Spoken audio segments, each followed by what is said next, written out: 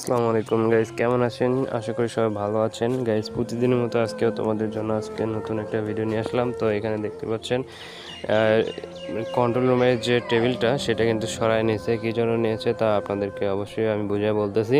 তার আগে বলি, আমার মেশিনে অনেক কম চার্জ, মানে একেবারেই চার্জ নাই বললে চলে, কোনো মতে বেঁচে আছে আর কি। মেশিনটা 21% চার্জ আপনারা দেখতে পাচ্ছেন। তো এই মেশিনটা এত চার্জ কম হওয়ার কারণ হচ্ছে এতটা পরিমাণে কাজের চাপ ছিল, যার কারণে চার্জ দেওয়ার সময় হয় নাই। তো আজকে একটু চাপ কম বললেও ভুল হবে, কারণ এই মেশিনটা চার্জ না দিলেও আবার হবে না। তো এই জন্য আর কি এটাও খুব গুরুত্বপূর্ণ, কারণ মেশিনেই যদি চার্জ না থাকে তাহলে কাজ করবো কীভাবে, যতই চাপ থাকে। তারপরে মেশিনটা যাই হোক চার্জে দিলাম। তো গাইজ এরপর ডিবি মিটারে দেখি, ডিবি মিটারও একেবারে চার্জ কম।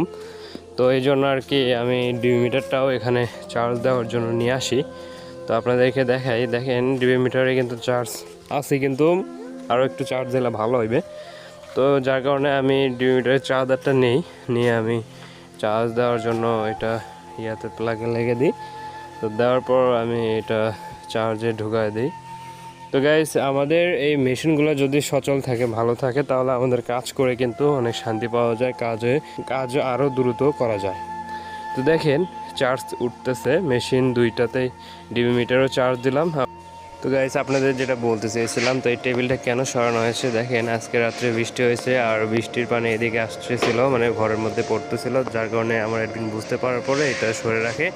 তো এই মেশিনগুলোতে যদি আপনার কখনো বৃষ্টি ভুলক্রমেও যায় তো কী অবস্থা হতে পারে আপনারা একটু ভাবুন।